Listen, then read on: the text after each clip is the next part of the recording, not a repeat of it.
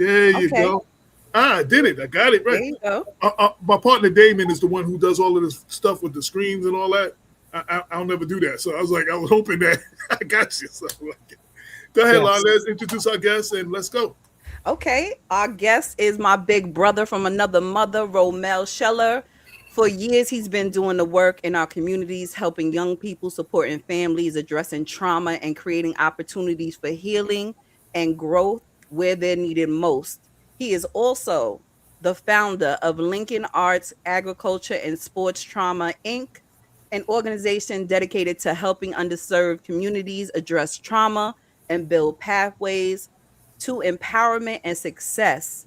Tonight, we're going to talk about the work he's doing, but also about a topic that I know is important to him: how concepts and constructs shape the way society thinks, behaves, and responds to the world around us. Romel, welcome to People Before Politics.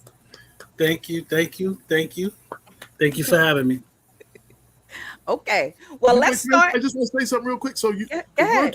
the work you're doing intrigues me, and I live in Mount Vernon, New York. So there's a lot of trauma that's going on. There's a lot of things that go on in our school. We had a situation where a couple years ago where one cheerleader, and there's like 50 of them fighting, and one cheerleader ended up stabbing another cheerleader, and that we, our kids are dealing with. They were saying our kids have PTSD, and I said no. There's a difference between going to war and what they're dealing with. The soldier eventually comes home. They never Mhm. leave the war zone. The school is the war zone. The home, all the way to they don't never leave the war zone, but they never get to unpack the trauma that they're dealing with, and which ends up spilling to a situation like what happened that day. And that's something big that I've been talking about. That's just one example, but that I think that sums up a lot of what our communities are dealing with. So I don't know if that's exactly what you do, but I'm hearing the Yes. description. It made me think of that. Well, we gonna get to that. You moving ahead of the interview. Okay, okay, AJ, okay. slow down. I'm just, that's all I'm gonna say to you. But Romel, first I want you to talk about your organization. Tell us about Lincoln Arts, Agriculture, and Sports Trauma Inc. What inspired you to create it? Okay. I actually started or founded this organization based on my cousin Cleavon Shuler. Um, and he suffered from schizophrenia and depression. And I Mm-hmm. had to explain to um, my family that it wasn't an act. And, a lot in our communities, we believe when there's a crisis, a mental health crisis, that um, it's kind of induced. Maybe it's induced by drugs or whatever the case may be. But some of the situation um, is inherited, you Mm-hmm. know. But having that conversation and wanting to enlighten my family about not only trauma and mental health, but getting help for traumatic events that occurred in our lives, and we're conditioned to, get over it, you know. Mm-hmm. And it just got to the point, tragically, my cousin died this month, a few years ago, um, Mm-hmm. and it I wanted to spread the word about mental health in our communities, and underserved communities and communities of color. And a lot of us, we're operating out of that trauma, right? And it kind of dictates our relationships, and it kind of goes into what we're going to talk about as far as concepts, right? And I think that having the conversation, unpacking, like the brother said, unpacking some of these traumatic situations will allow us to actually pass through certain layers and see us for who we truly are, and not through the trauma. Mm-hmm. Not, because a lot of that trauma is kind of celebrated in our communities too, right? The wilding out and all that other stuff, and getting names, um, because of us maybe acting out of this traumatic situation. Mm, that's heavy. Explain how arts, agriculture, sports, and trauma all connect to the healing process. So a lot of us self medicate too, right? So we hear Mhm. stuff and we say, "Oh, yo, I go through that," and um, usually because of disenfranchisement, we don't have access to these clinicians. So a lot of times we would take it in our own hands. Yo, Mhm. let me go out and shoot some hoop, right? And we got something going on, and we may pour it into something different. I went into boxing and I went into football, right? And that was my way. I remember my coach saying, "Listen, this is the only place you can hurt somebody and not get in trouble." And that Mhm. was so attractive to me because I was so filled with hurt that I wanted to hurt somebody. Like I didn't like basketball that much because you couldn't really hurt nobody in basketball. So, um, based on that, looking at the commonality of self medicating through arts, agriculture, and sports, Mhm. I see that commonality because that was only the only options that we had at a particular time because we weren't going to see clinicians. And if we were, Mhm. they weren't competent clinicians. So let me ask you this: what are some of the biggest challenges you're seeing in communities you serve? Oh, goodness. People want to be heard, right? Mhm. I can control a narrative, I can control a lot of things that go on, and the small minority controls the majority. But at the end of the day, nobody really is listening. Like people just Mhm. want to be heard. Um, I was just in the supermarket and I coach football. And one of the ladies, her son, I used to coach her son. She's a supervisor in a supermarket, and they damn near shut the supermarket down because her and a person that was purchasing some groceries got into a verbal altercation, and it got loud and name calling and step outside and you know Mm. um, and this happened like maybe 5 days ago. Mhm. I go there yesterday and I see her there. I was surprised because I thought she was going to get fired. That's how bad it was.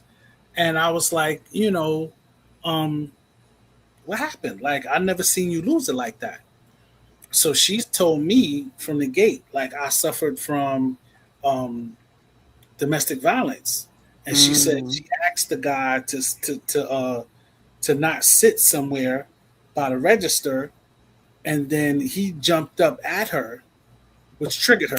Triggered her. Mhm. And she listen.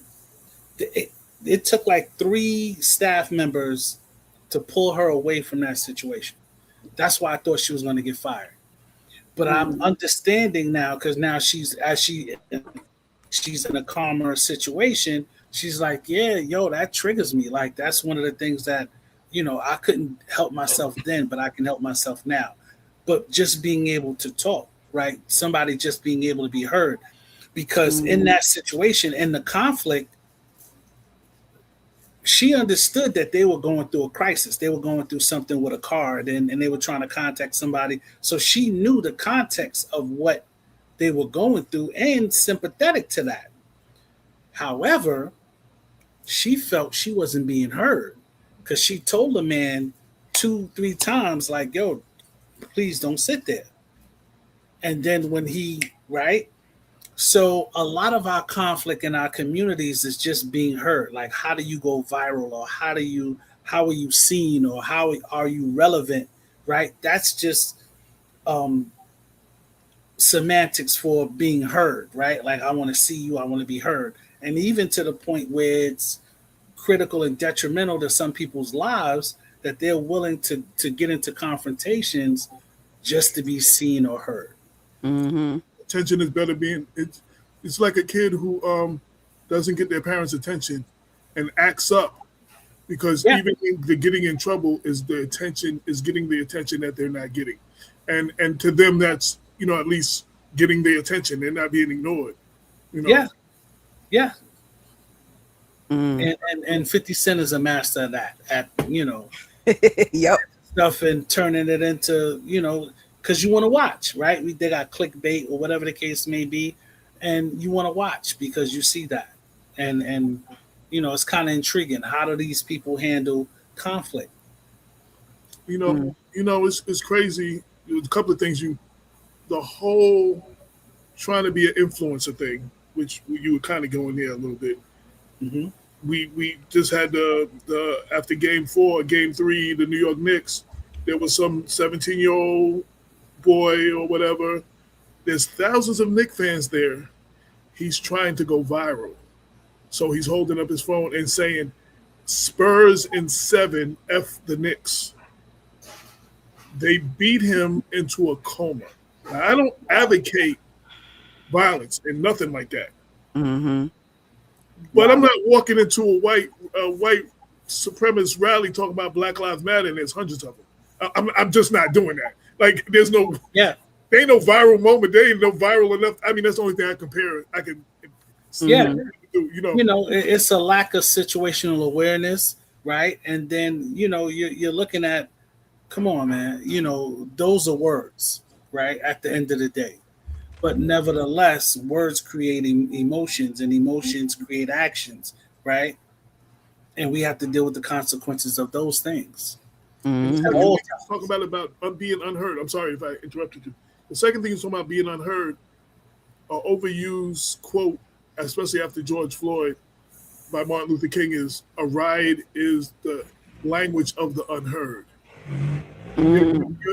if you feel like you're not being heard, you're going to do things and bigger things to be heard, to Yeah. get your point out there, to get your point across. Mm-hmm. So, I mean, and that's, I tell a lot of our adults, you have these functions and stuff, and you talk about what's good for the kids without including the kids, and you come to these meetings to be heard, but you never come to the meetings to hear from those who are being Yeah. affected.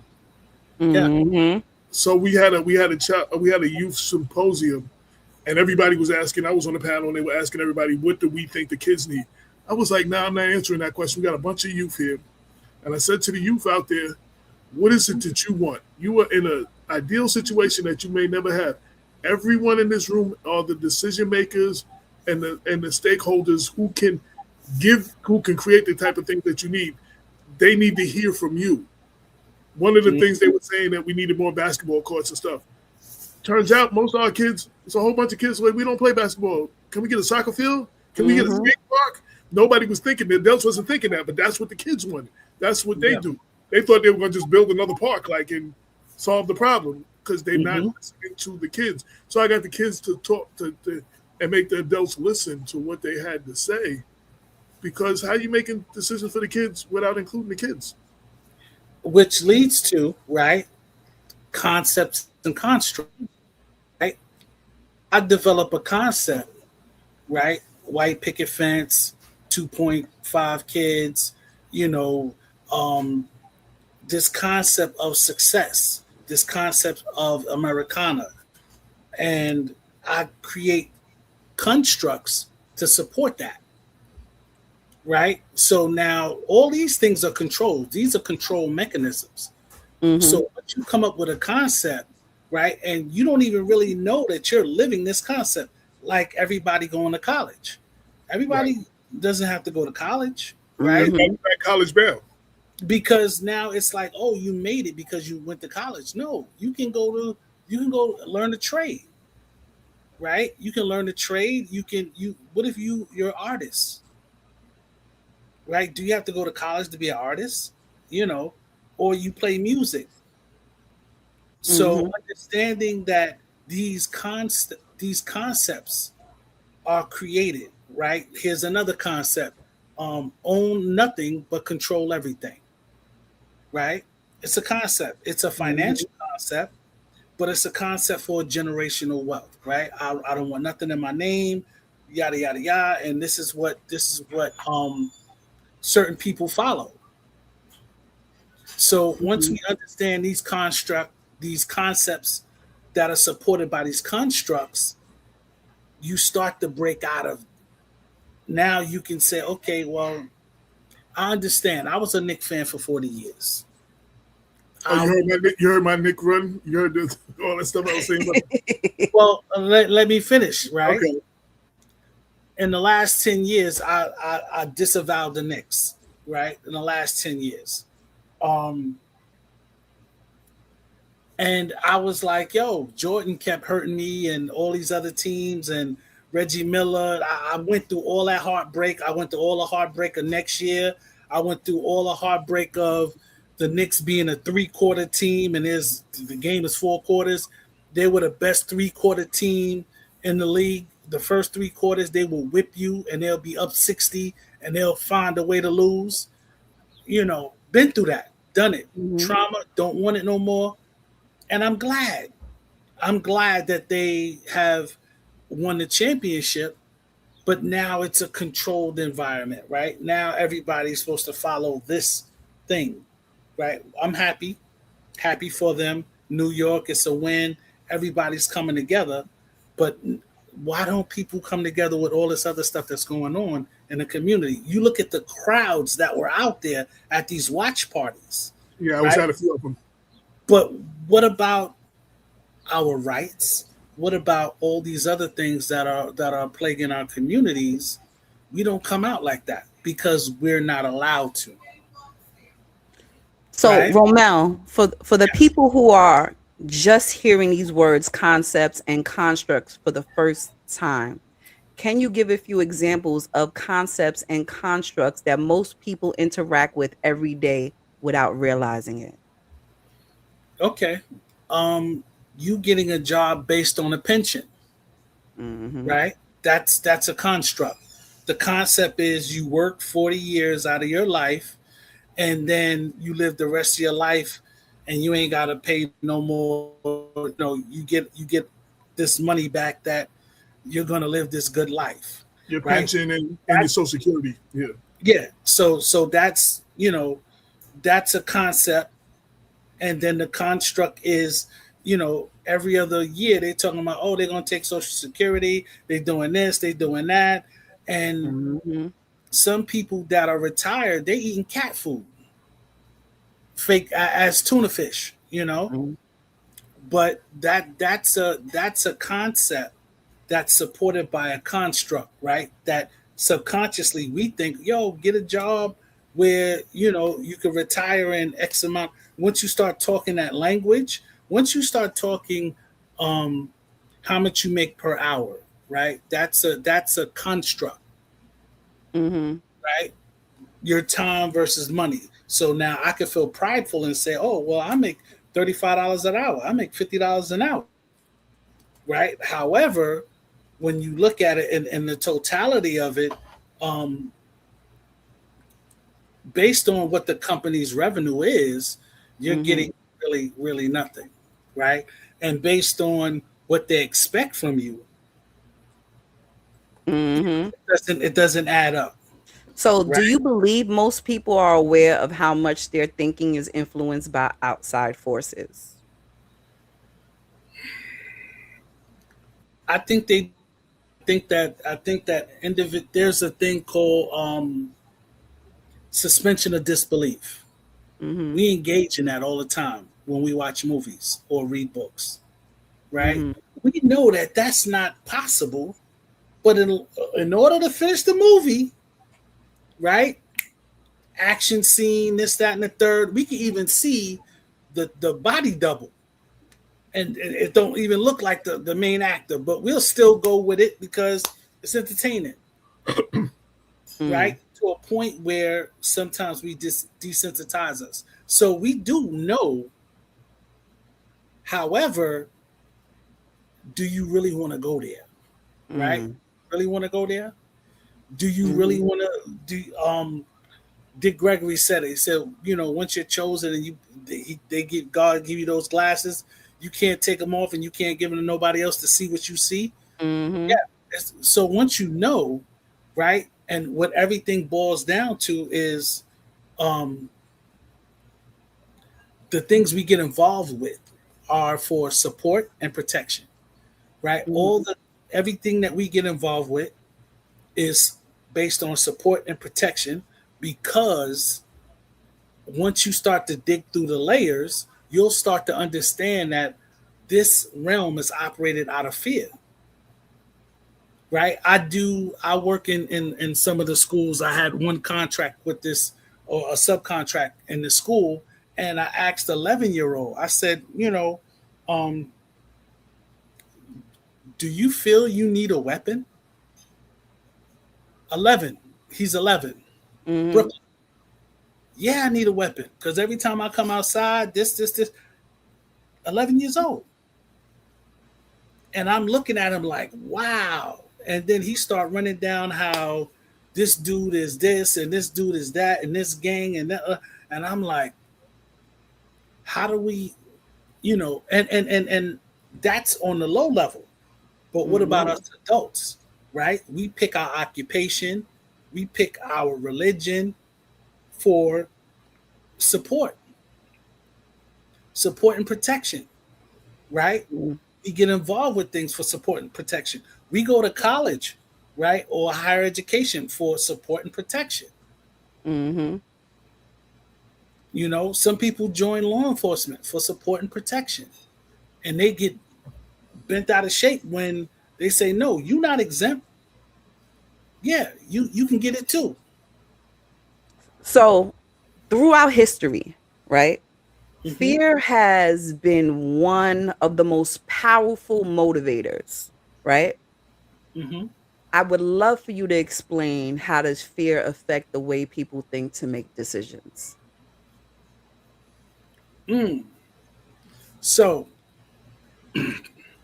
there are two basic motivating factors: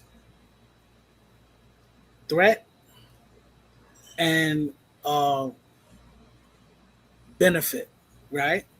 So usually we operate out of that one. Most of the time, oh, don't do this, or, Mhm. right? But then there's another way that can motivate an individual that we don't really like tend to do so much because it's a little bit more intricate, right?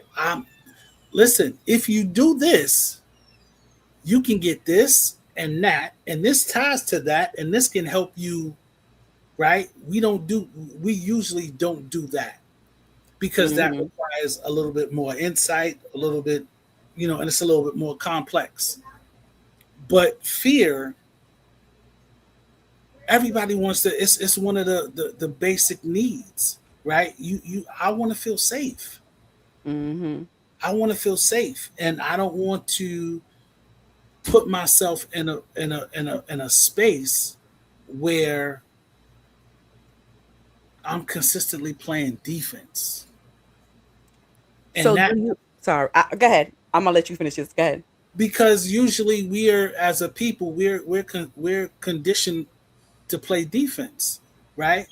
Unless we get some money, and then we can say, "Yo, let's build a schoolyard here," right? Or Mhm. even in that, even in our good thoughts, there's something that's implanted in us about the opposition, right? We could want to do good, but we're always mindful of that opposition, which kind of hurts us in some ways. Mm. So let me ask you this question. Do you think fear and division are often used together? Oh, absolutely. Absolutely. And it's part of a construct, right? So here's the construct. Here's a concept. And we live this construct. And this is something that we live in now, right? Mhm. It's a 3-tier hierarchy in division. The lowest tier is this concept called race, right? And race is a made up concept. I mean, we can go into that, but I would like, individuals to do a little study on that. Race is a concept, right? It's the lowest Mhm. level of this three vision. And race is just based on complexion, right? I could see, oh, you're lighter than me. We're not maybe from the same space or whatever. Then you have the next tier, which is class, right? Mm-hmm. Old money versus new money. I don't care. Me and this white guy, we had money since the early 1900s. But here go this football player, basketball player, whoever, they want to come into our area. We don't want him. I don't care what color he is. Mm-hmm. It's new money. He don't. We've been doing this for so long. We don't like to invite new people in. So now we're gonna make him pay out of the nose just to be around us, right? Or we can go into, I know maybe about 10, 15 years ago, Jay-Z wanted to move into a penthouse in Manhattan. And it was like, I don't care how much money you got. You a rapper, whatever. No, we don't want you here. And he wasn't able to get into the penthouse. So that's the second tier, right? The third tier, the top tier, we talking Malcolm, we talking Martin, we talking Medgar Evers, right? Is the level of ideas, right? We talking Malthusians, people that believe in population control. We're talking about these individuals, these groups that believe these certain ideas, and if you have an opposition to those ideas, and we can even throw religion into that, then you need to be taken out. So that's the concept of it in the construct that we live in totality right now. So once people start to recognize the systems and influences, right? What is the next step? Conversation. Mm-hmm. Conversation can't be weird, right? And respect. Like, these are baseline things. If we have conversation, right? I'm starting to learn a little bit more about you. We don't do the secretive, traumatic stuff, right? I don't want to talk to you too much, because if I talk to you too much, you're going to use it against me, right? And you could be a key to something that could unlock some blessings for me. But being able to speak to individuals and understand that, one of the first laws of Ma'at is to thyself be true. Once you understand you understand who's diametrically opposed to you. And a lot of us have a common entity that's against us. And unless we speak and identify ourselves to each other, this is going to keep going on. So this is a two-part question, right? How do we encourage conversation, critical thinking without creating hopelessness and cynicism? And what role do community organizers, parents, educators, and faith leaders play in helping people think independently? Having conversations around action items, right? Because again, the brother was saying when he was at a convening, and it was like, ask the kids, right? We've been over inundated with, okay, yo guys, I'm gonna charge $150. We're gonna dress up. I'm gonna give you an award today. You're gonna give me an award next month. I'm gonna give the brother award the month after that, and we're gonna get together and we're gonna talk about issues that we're not even really addressing. And we're gonna pat each other on the back. We're gonna get a little drinky drink, and it's all good. We're gonna show people that we did get together, and that's what we're doing. Instead of saying, okay, let's do some action item stuff, right? We're gonna meet here, and then once we realize how disenfranchised we are, we should be a little bit more upset, right? Mm-hmm. As far as housing, as far as healthcare, as far as banking, right? Everything in this system is put in place in order to discriminate, right? I can say everybody, if you got a 600 credit score, you can get a house. But you come with a 600 credit score, I'm going to find something else disqualify you. Mm-hmm. And that becomes a mindset, right? Disqualification. I don't want to unify. I don't want people you know, to have one less thing to worry about. So, in order for the minority to stay in control, I need the majority to have a whole bunch of stuff. As soon as you step out this house, you're inundated with so much stuff that you got to worry about that you ain't got Mm-hmm. time to worry about me, Mm. right? Okay. And Okay. I I wonder before we get further, I wonder so for people who want to find out more, if there's websites, social media, things they can follow you, and get in touch with you, or yes, AJ, hold on. AJ, I was about to lead into that because we already, our next guest just popped in. So we about to start wrapping it up. Tell the audience what's next for Lincoln Arts, Agriculture, and Sports Trauma, and how can they get involved? okay. So what I'm involved in, I'm involved in quite a few things, and I'm always connecting individuals who are of like mind, right? One of the individuals that I'm connected with and I'm actually mentoring, he actually writes books, right? His brother, his name is Ace. Um, and I'm actually reading his book. You can't really see it, but The Power of Mindset Through Seven Hermetic Principles. Um, Phenomenal brother. I'm also connected with a brother, a clinician named Malak Boston. He has Break the Cycle. We're doing a 5K run in August for our young Mm-hmm. leaders. So not only am I speaking, but I'm actually connecting individuals. I'm connected with um, another nonprofit, Can You Hear Me, who provides services in the schools. I'm also a DOE vendor. Um, Friends of Corporal Thompson Park, I'm a part of that too as well, out in Staten Island. The main event actually in Brooklyn, which is a basketball tournament for the last 15 years. Um, they've been providing outlets for our young people. Betel House, a community, Muslim Sisters of Staten Island. I mean, we can go on and on and on. Of these, this is my network, my universe. Um, and I'm coming out with a book soon as well. I do consultant services on top of doing. Uh, oh, I got to shout out the Bro Experience too as well, and Man Up. Um, Mm-hmm. so I connect my people.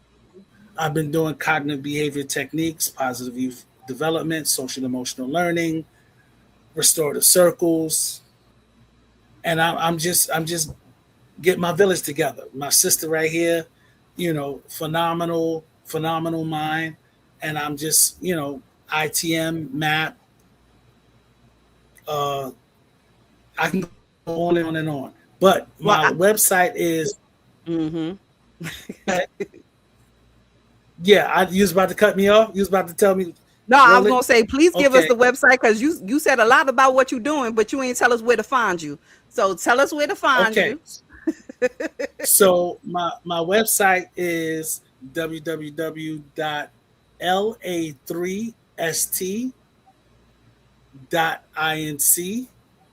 www.la3st.inc.com.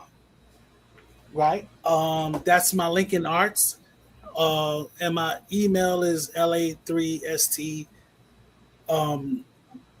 inc.inc at gmail as well. So I just look to connect people, to work with people, to change communities one individual at a time. Um, Thank you for having me. I, Uh, Well, I want to thank you for coming on because Absolutely. I'm about to give Larnez some work. So I'm gonna